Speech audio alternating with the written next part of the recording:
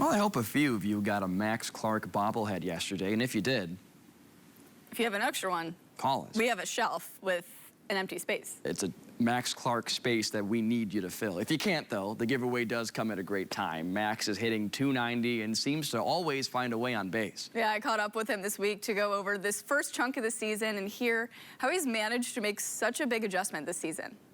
We're about a third of the way through the season right now. Are you at the point in your game that you're hoping to be at this point in the year? Yeah, I mean, 100%. Obviously, starting hot was huge. For the first time in my pro ball career, I actually did.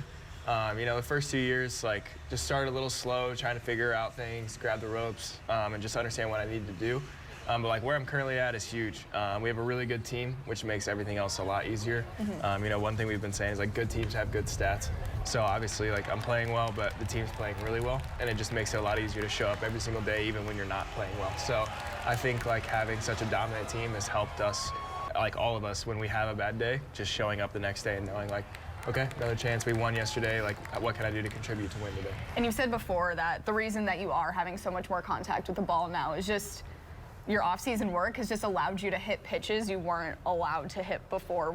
It's a loaded question, but what kind of work goes into be able to hitting pitches that you weren't able to hit before? A lot of body positions. The year, like you said last year, even no matter like if I was seeing the pitch well that day, or if he didn't even execute a great pitch, there were times last year where my body was in a position where I couldn't get off a good swing, couldn't get off my A swing, and like that can only get you so far. Obviously, you know, like I was gifted with God-given talent to put the ball in play and like hit pretty much anything that's thrown in the zone.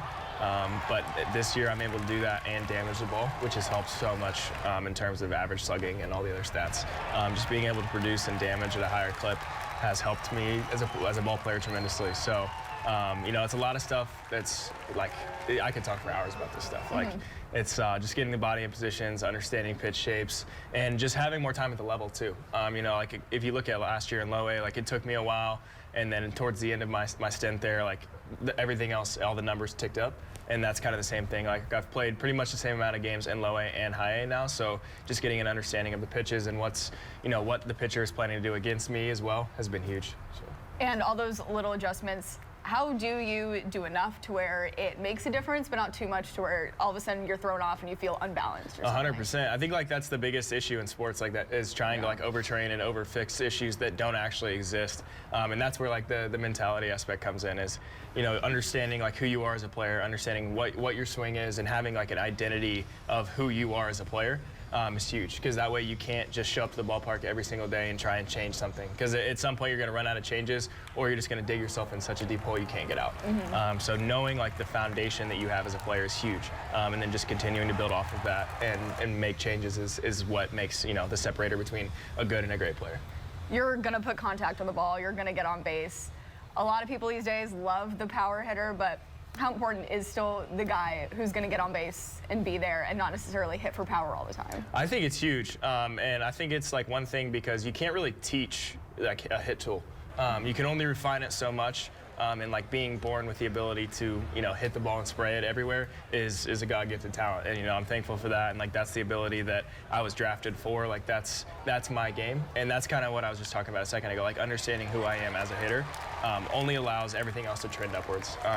Being able to put the bat on the ball in all cases against all pitches is only going to help you in terms of hitability and, you know, production. And obviously when you look at ages, like I'm still 20, so the power has continued to climb, and that it's only going to keep doing that. Like once I actually grow into, you know, a man's body, like the power is going to be there, and it's a lot easier to teach pull side power than it is hitability on 7 pitches. As we kind of enter this second third of the season, are there any little goals you have set for yourself, or are there other things that you want to focus on in your game?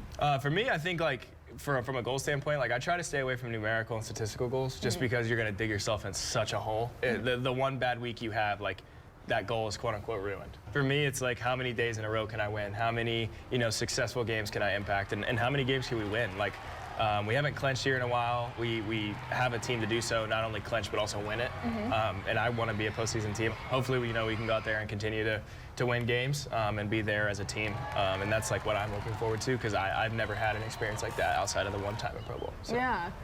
it's such a long season that you guys have to play. When you're looking forward to the playoffs like you are, when you believe you have a team that can get there, does that make coming to work every day a little more exciting when you're in the middle of the summer? 100%, 100%. Like you can be in the dog days of 110 degrees. It doesn't matter. Like when you have a winning team and a winning culture and a winning organization where players, coaches, front office staff, GMs, like they care about that, it makes coming to work that much easier. Like it's really, really hard to hate coming to do baseball as a job. I'm very blessed for that. Like I play baseball for a living. It's very awesome.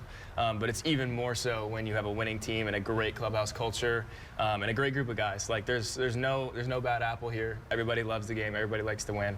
And it's just a fun group to be around 24/7. Thank you so much, Max. I appreciate you and your time. Thank you.